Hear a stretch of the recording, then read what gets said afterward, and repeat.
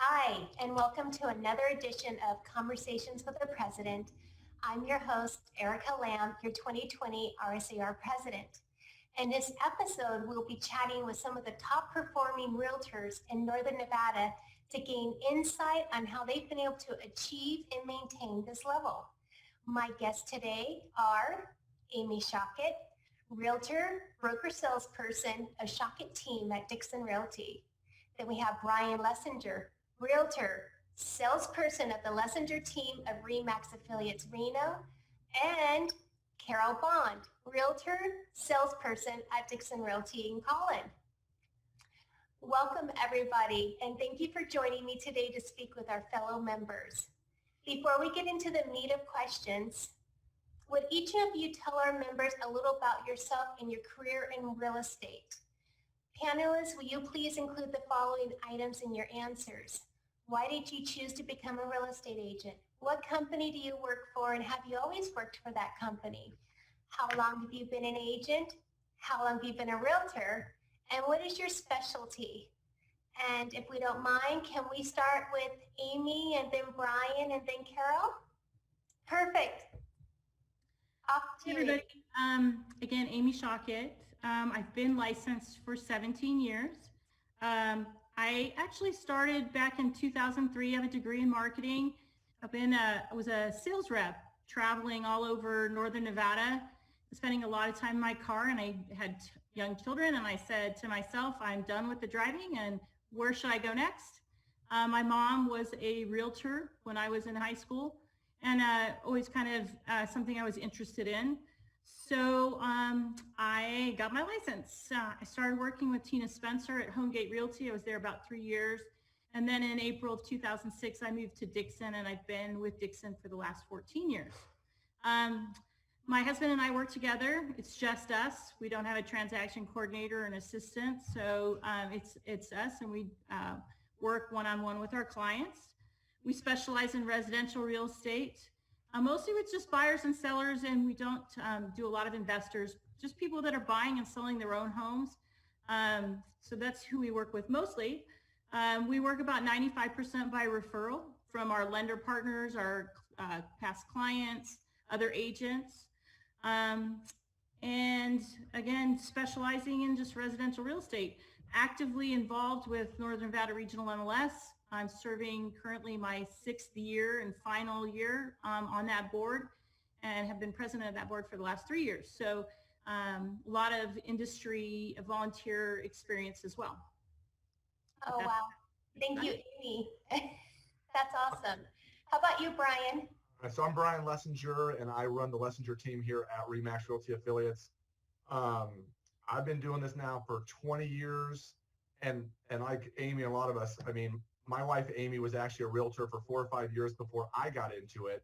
And part of why I got into it in the first place was just, I worked in corporate America. I was tired of playing games in politics, and I wanted to kind of have my own fate in my own hands. So this was a nice fit for me as far as that stuff goes. I have always worked for RE/MAX. It used to be Gary Campbell's old office until we started our own company about 16 years ago. So Amy and I have owned our RE/MAX office for 16 years until 2 months ago when we sold our brokerage, and we do not own the brokerage anymore. So now we're just selling real estate. And so I have a 5-person team. Our team, we work buyers, sellers. We do work with investors because my team also does property management. So we manage pretty much just single family homes. We don't get into all the other stuff. But and fortunately for me, like I said, my team has been with me for a long time. And for those of you that just did a deal with me, I have a wonderful, it's almost more of a partner than my assistant, Robin, who takes care of most things for me so that I don't have to get myself in any kind of trouble. Robin's really good. I've worked with Robin. Yeah, I could see how she keeps you out of trouble. Oh yeah, well, all of you guys learn eventually if you do a transaction with me, you're much better off talking to Robin than me. So it works out great for everybody. Oh, awesome. Thank you, Brian. Carol, it's all yours. Thanks. Well, I've been a realtor since 1983 and with a member of our board. And I started in real estate because I had a favorite aunt who said that that was the way to go and that's what I should do. And I started thinking about it, and I love houses. I love looking at houses all the time. I just really liked that part of it, you know, neighborhoods. And so I got my real estate license, and came up here from Southern California to go to school. And I ended up getting my real estate license and going to work with someone as their assistant for about 5 years. And I work at Dixon Realty. I've been here about 20 years. And before that, I was with Ferrari Lund. And prior to that, where I started, it was Keystone Realty, Better Homes and Gardens. You guys remember that? Yeah. Yeah. So my specialty would be mostly just buyers and sellers. You know, I do other things as they come along, but I'd say, 95% referrals at this stage, which is great. I work with one agent and a TC right now. And the agent that I'm working with is also sort of my assistant. And then I have another buyer's agent that's going to start. That's wonderful. You guys have some great experience. Awesome. Well, thank you for giving our viewers some insight into your background as a realtor. I would like to talk about how you've all been able to become some of the top performing realtors in Northern Nevada. Top performers in any industry have tools and best practices to run their business, and somewhere in their past someone. So my first question is, who in your career made a lasting impact on you that has been part of how you conduct business, but more importantly, drives your approach to helping people buy and sell property? Amy, can you please go first? Sure. I don't know that I have one person that's really that I would point to that's kind of guided me.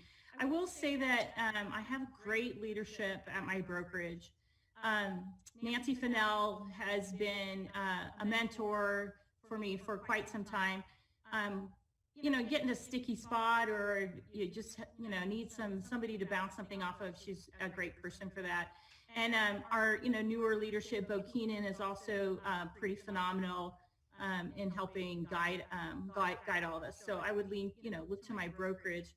My approach to helping buyers and sellers is basically I really feel like it's important that I'm as knowledgeable as possible. So constantly reading everything, learning from experiences, talking to other agents.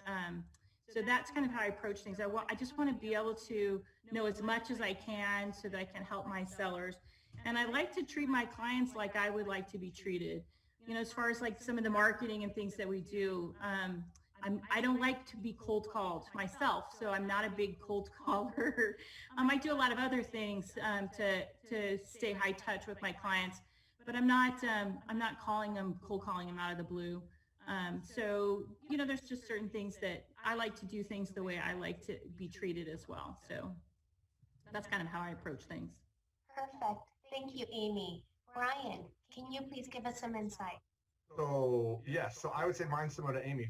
When we first started real estate, or when my wife Amy started real estate, we always worked at Remax, and Gary Canepa was the broker back in the day when we first started all this stuff. And between Gary and Amy, that's how I learned how to sell real estate.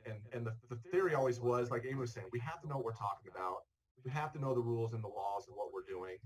And I always feel like if you always 100% of the time do what's always in the best interest of your clients and not for yourself, then long term, that's why all of us on this panel have been doing this for a long time. Then business becomes easier in the fact that you're going to get repeat clients, referrals, all those kind of things. And it takes time to get down that path. The other thing that I've done now probably for the last 15 years is I've been coaching with Brian Buffini and their company, and I've just adopted their system and their philosophy. And so I've just done a really good job of keeping in contact with my clients and database. And like Amy said, most of my business is now either Remax agent referrals, Buffini agents I know around the country, or just my repeat and referral clients. And for us, it's plenty of business for us. And it always makes life a little easier when you already have a relationship with your clients versus some random person that just saw your sign or found you online somewhere. Agreed. That's very true.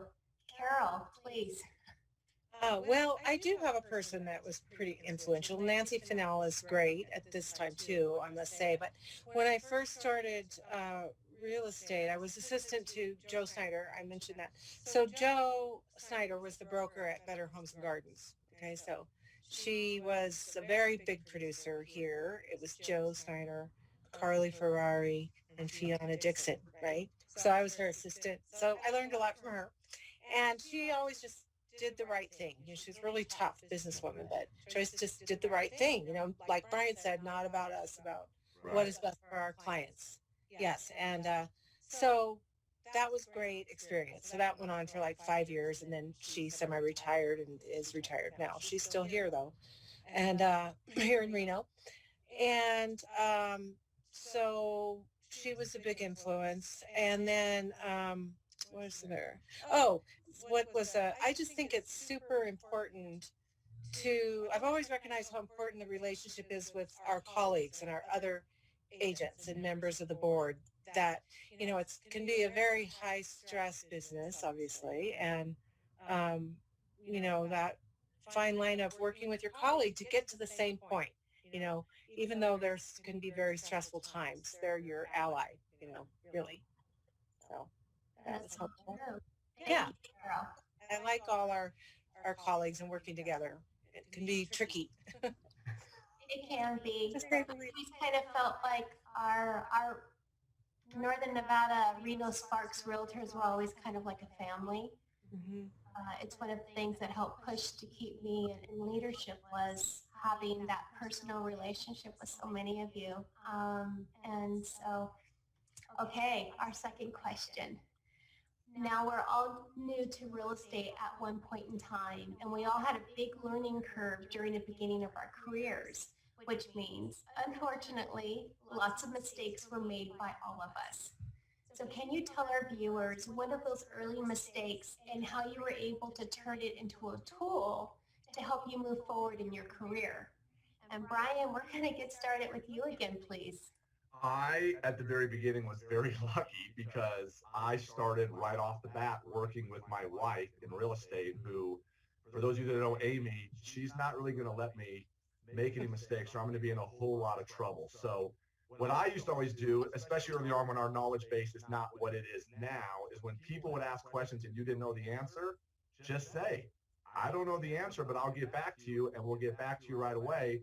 And as long as you're doing those things, you're going to keep yourself out of trouble. But I know we've all made little mistakes, and a lot of times the way we compensate for those mistakes is we write a check and we buy the washer or we buy the dryer or we do something along those lines. So we've all done those things too. And I always look at it this way. If we do make a mistake, you just need to let your client know, hey, you know what? That was on me. I made a mistake, and hopefully there isn't a financial ramification. But if there is, you figure out a way to deal with that stuff. But it's like anything else. I'm a super rapid. I want to do everything really fast. And sometimes you have to just take a deep breath, slow down, and just make things right. And like Carol was even just mentioning before, for all of us that have done this for a really long time, you're going to deal with the same agents. You're going to deal with the same people. And as much as we all have to represent our own clients, we do have to be able to figure out a way to work together. And sometimes I always tell my team, the news isn't always great, but the news is the news, and you have to report it to each other. And so as long as you're doing all those things, for the most part, you're going to keep yourself out of any big trouble. And when little things come up, you just find a way to deal with it. But like I said, I was lucky because I had a babysitter from the word go, so I didn't get in too much trouble. Thank you, Brian. Carol, how about you? Let's see. One thing, I can't really think of actually. And so I came out of that. I was kind of afraid to reach out to people because I didn't want to be a pest. I didn't want to be perceived as a salesperson, sort of, right? So I look at myself now as more of a problem solver, but I realized through time that people want to hear from you. You're not being a pest. They want your help. They want you to follow up, and so that was a lesson, and it took a little while to not be a little bit shy, actually.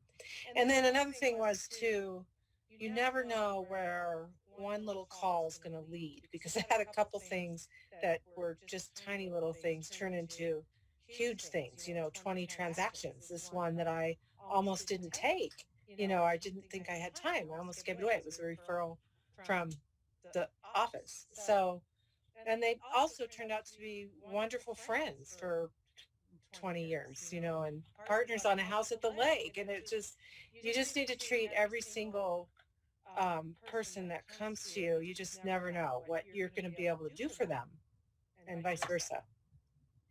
So. I love that. Thank you for sharing. Amy, I can't wait to hear what you have to say. So I'm somewhat of a perfectionist, so making mistakes are really hard for me, but we try to learn from them and go from there. But I would say the biggest thing that I think that, maybe somebody listening might want to know is documentation. That I can't stress enough that if you have an issue, if you've got the appropriate documentation in writing, it's so much easier to deal with any issue that comes up. So if you have a phone call with somebody, follow up with an email that says, hey, just want to recap our conversation, make sure we all are, interpreting this the same way. We do a lot of text messaging as well. So one of the, and these things that have come up over the years and ways to deal with them. So tools, we use Google or Gmail, and we have a filing system within Gmail. We archive all of our emails so that we have a written record. But we're also texting a lot now. So as far as text messages go, I use a tool called Decipher for text messages that I can actually archive every text message I ever have by phone number, so that if I get into an issue or there's an issue or a dispute or whatever, I can go back to my notes and say, hey, well, this is how it transpired. So I think documentation, both of your email and your phone conversations and your text messages, is something that I just think is invaluable to get yourself out of hot water if you get in it. So. Very true. That's great advice, Amy. Thank you. Okay, now, wow, those are just some amazing experiences. And from these experiences, it sounds like you've been able to develop some awesome best practices, as Amy has just gone over. Would you please tell our viewers 3 of your best practices that you use in your daily business? And Amy, I know you just kind of went over some of them with us, but I suspect you have many more. So let's go ahead and Amy, why don't you pick this one up? Okay, so the 3 things that I would say that daily: answer the phone. If you miss a call, it could be a very important call. So I make every effort to answer the phone all the time. Obviously, if I'm with clients, I'm respectful of those clients and I don't answer the phone. But and I tell people when I first meet them, if I don't answer, it's because I'm with another client. But I really work hard to answer the phone. Communicate. If something is going sideways in a transaction, I would rather know sooner rather than later. Let's deal with it. Let's problem solve. Let's figure out how to deal with it. So the communication is so important. And then documentation, keeping good records. So those are the 3 things every day: answer the phone, communicate, and document. So those are my daily things. Those are good. Those are great. Thank you.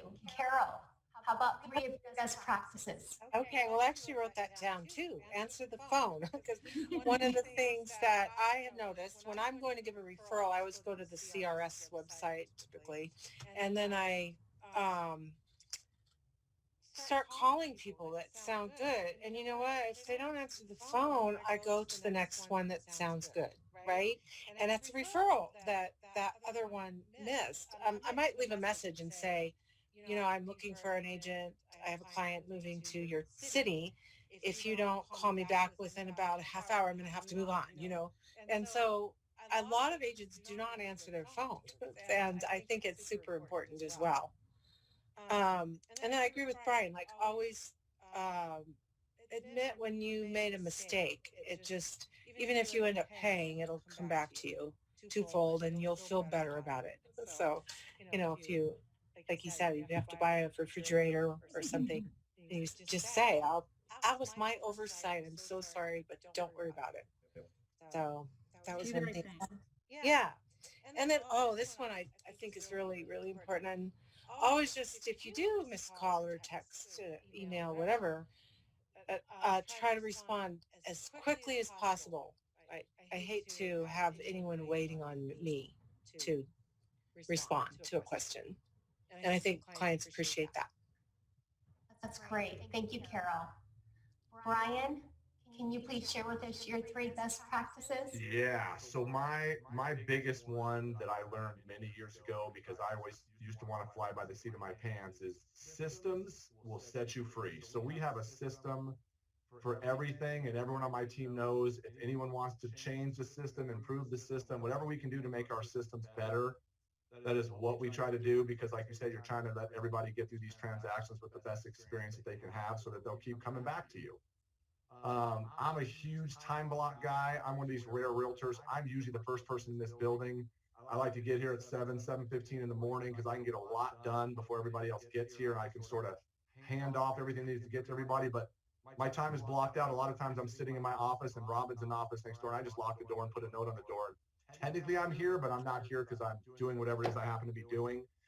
And then Carol mentioned it briefly earlier about, I know early on, saying, she was worried about reaching out to her clients or getting them information. It's all about the relationship. So I spend tons of time calling everybody and just reaching out and what can we do for them. We do a lot of client events that have nothing to do with real estate in order to just build those relationships with people. And they know, especially right now, we have so many people moving here from other areas. I am a huge proponent of call my office for everything. Regardless if it's a babysitter, where do I get swim lessons? Like, I don't care what it is. We have lived here a long time. And if I don't know the answer, I can just send an email to my agents. And between us, we've lived here forever. And we can get you an answer really quickly, especially those people that are new to the area. So with that we're big on those kind of things. That's awesome. I love that. Thank you. And thank you for giving our members a few best practices to help them manage their business and hopefully help them move to the next level. I like to dig a little deeper, and let's talk about how are you able to continue and maintain such a high performance during these past few months during COVID. So can you please tell us a little bit about how COVID-19 has changed your business and how you pivoted to keep moving your business forward? Amy, can we please start with you? Sure. So aside from all the health-related changes to our business, which I'm sure you guys are all aware of, hand sanitizer and masks and booties and all that stuff, Yeah, right. I think the biggest emphasis is are still our clients and their referrals. We're still focused on that. We have a marketing plan. We really haven't deviated from our marketing plan. So I think when COVID hit, a lot of people just stopped and they stopped doing everything. We haven't stopped anything. We're doing the same things we were doing before COVID to stay in touch with our clients, like Brian said, client events and those types of things. We haven't had an in-person client event, but everything else is pretty much the same. The other thing that we realized is we can work from anywhere. Holy moly. I mean, I used to get up every day and go to the office and be there whether I had anything to do or not. But now, we can work from home. We can do a Google Meet to do a buyer interview. So there's so many more ways that we can connect with our clients and actually be face-to-face. This new tool that we're using here and being able to see their face, it's amazing. So to go over an offer with the client, face-to-face over Google Meet or whatever, Zoom or whatever you're using, so those are some really great things that have come about from this. And we're more efficient. We're going to meetings this way. I don't have to drive an hour across town to go to a meeting. I sit at my desk and put my computer up and I'm in and out of that meeting, and I didn't have an hour's drive time to get to the meeting. So there's a lot of efficiencies, I think, that are coming from this. So that's kind of the things that we're doing. But we haven't changed any of our marketing plan. We send out things to our clients. We're trying to send more thoughtful things that are more COVID appropriate or COVID, like we send out hand sanitizer. I mean, stupid stuff like that. But I can't tell you, I'm in Costco and I see my hand sanitizer hanging off my client's purse. So, that kind of stuff. So, but we haven't, like I said, we haven't really changed much of our marketing plan. So stick with it. Keep doing what we've always been doing, what works. Okay, wonderful. We lost Carol, but maybe she'll be back. So Brian, you're next. So for us, what we learned is in our industry, we are somewhat lucky in the fact that we are doing most things digitally and electronically before this all even started. So as far as chasing paper and so we were somewhat lucky in that regard. We didn't have to change a whole lot. The things that became challenging were meeting clients in person to show them a house, because I don't care what you see on a video or online, you still got to walk through a property. And it was the same thing when someone wanted to sell their house. Eventually we needed to show up there and take photos and do all the things we need to do to sell and market their house. But other than those two things, everything else we do is already somewhat automated and digital anyway. So what we did is, all my team members now, typically we're like Amy, where we were all coming into the office every day. And especially for those people now that I've got a couple team members on my team that have younger kids. And who knows if they're going to school or not going to school or what they're doing. And so everybody is set up to be able to work from home if they need to. It's preferable they're here, but I get it. We got to do what we got to do. And sometimes kids are in our office now, and it just is what it is. If you got to bring a kid to work because it's smoky or whatever it happened to be, at the end of the day, I think most of your clients now are a little more understanding because they're all in the same boat that we are in too. So we're all just trying to figure out the best way to accomplish what they're trying to do, which is buy or sell a home, hopefully, and make it as smooth and easy as possible. And so a lot of what Amy mentioned, all these other digital tools with Zoom meetings and other stuff, luckily we were using before already, but not to the level that we're using them now.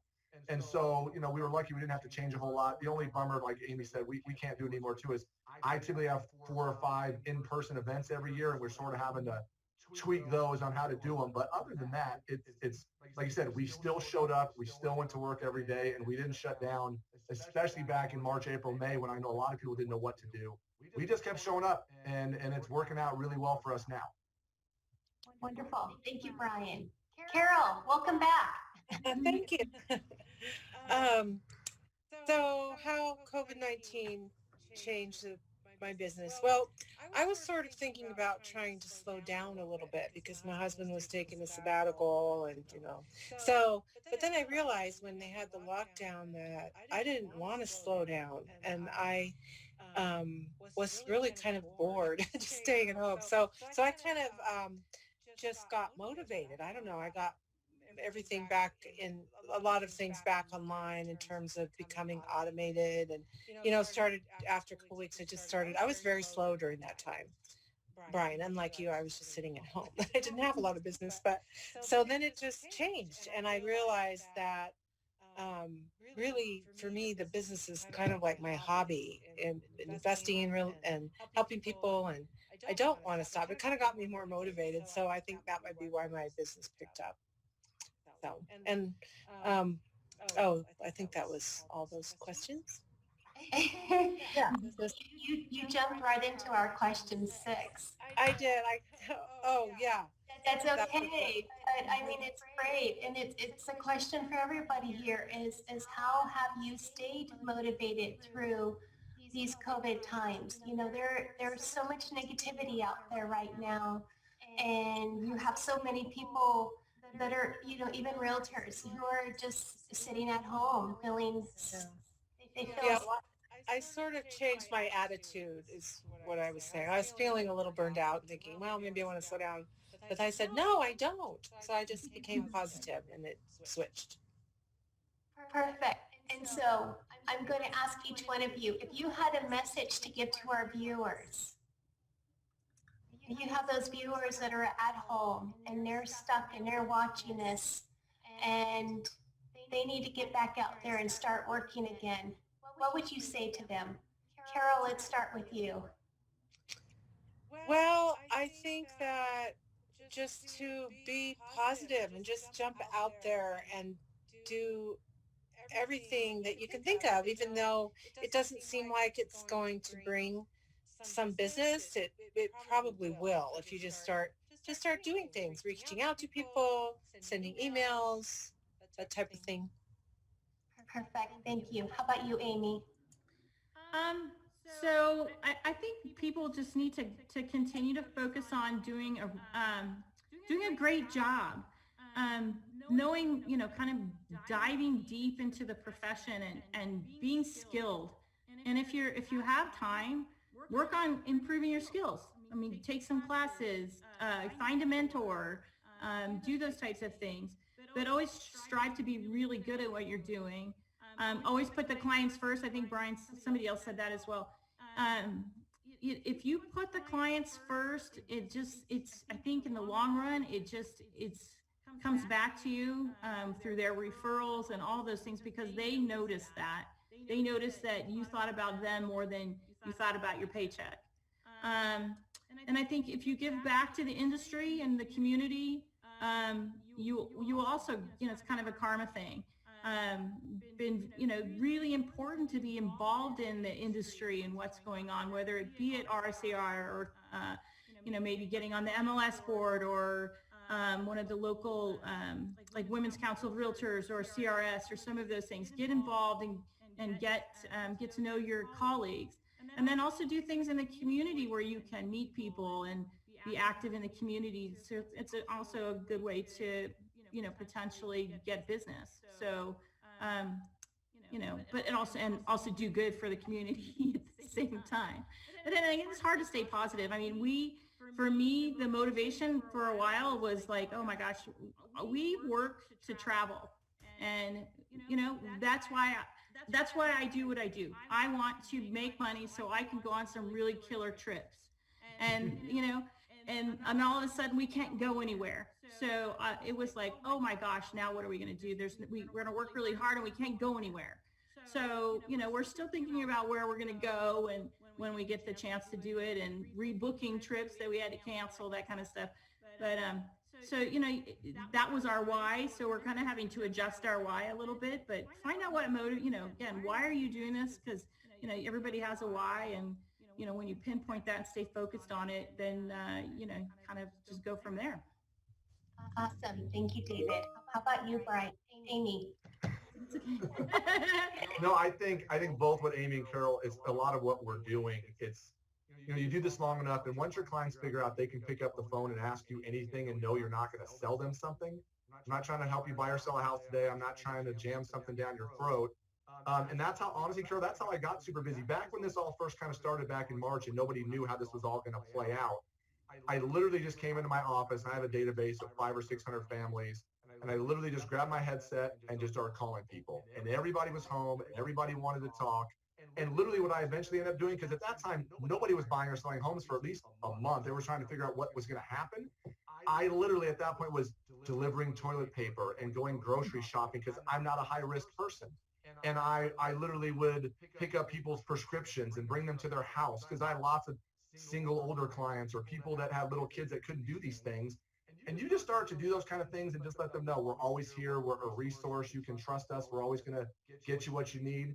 You do that long enough, and Carol nailed it on the head, where you're doing all these things that have nothing to do with real estate. Nothing. But when it's time for the real estate thing to come up, they're calling you. And I always tell people all the time, once you get to that point, you're not going on client appointments anymore. They're just calling you saying, here's what I want to accomplish. How can you help me do it? And whether it's getting involved, like we donate a little piece of our every closing to Children's Miracle Network. And last year we did a program, we probably donated $10,000, $1,000 at a time to 10 different charities. And we were letting our clients pick the charities, or, all these kind of things that we do, because again, the better and stronger that our community is, the more people want to live here, the more homes people want to buy and sell. And I mean, we've all lived here a really long time, and I know not everybody's a huge fan of the growing metropolis that Reno is turning into, but it is what it is at this point, and it's been great for all of our businesses. And so once you get to that level and you're doing those kind of things, it's great. If you're newer in this business and you're trying to figure out, well, I don't have a database of 600 families, like I said, get a mentor, jump on a team, learn the ropes those first few years without trying to do it on your own. There's a lot of ways to get in this business. And I know lots of people think that realtors just are out here and it's easy and we're selling 1 million homes, we're all rich. But it's not exactly how it works. And if you want to know how it really works, come hang out with us for a couple of weeks and you'll get the real idea of what we're all really doing. And there's a reason why everyone on this panel, we all know each other. We've all done this a long time. And there's a reason why, because, we're all trying to do the right thing, and it just works out great for all of us. And it's a great business to be in. It is an absolutely wonderful business. Yeah. I will just, I'll just throw in my little response, and I'm not on that top producer panel, but however, for my motivation is typically people. I just love people. And I was kind of doing what Brian was doing. I was just calling clients that have become friends Yep. and saying, how are you doing and how can I help you? Is there anything I can bring you? Because I know you're not leaving your house because you can't, because you're high risk. And so I ended up developing a lot more deeper relationships with my clients who are now more like friends than clients. Mhm. And I've enjoyed that. Real estate has brought me a really huge family of friends. And I think that's a gift in itself. So, I got to say, there were some amazing insights and best practices. I would like to give each of you an opportunity to say any final thoughts to our viewers and fellow members, and anything that we didn't touch on. So, Amy, would you please start us off? And then Brian and Carol. Yeah, no, I guess final thoughts are just get up and get dressed and show up. Because then seriously, if you're just sitting home and you don't know what to do, then there's lots of places to start. So go to a class, call, like I said, call a mentor, work with another agent in your office or your broker to make a plan, to set up systems like Brian said. Those are all great ideas. So, and then, if, again, and then I guess the last thing would be to keep the client first and foremost in your transactions. Thank you, Amy. Brian? Yeah, I mean, I think we talked about most of it at this point. There is plenty of business happening in this town. You just have to figure out a way to get in front of enough people, and it's all about knowing people and keeping it positive. I'm one of those people that know me well. I'm positive about everything. I just control what I can control. So I'm not watching the news. I'm not talking about elections. I'm not getting political on social media. I'm really good about scrolling by things that have, I don't care. It's like, just help people get what they want accomplished and it'll all be good. And the biggest thing I think some people get involved in this business is because you don't have a boss and you kind of have your own schedule. But as long as you treat it like a business and a career and not just, oh, I'm doing laundry at 10 in the morning at home, not working, that's where people get in trouble. But I always say, you help enough people get what they want and you'll end up getting what you want. And that's just the way I've always kind of thought of things. Awesome. Thank you, Brian. How about you, Carol? Well, Brian reminded me that I've always treated it like a business, and and I think that's really important.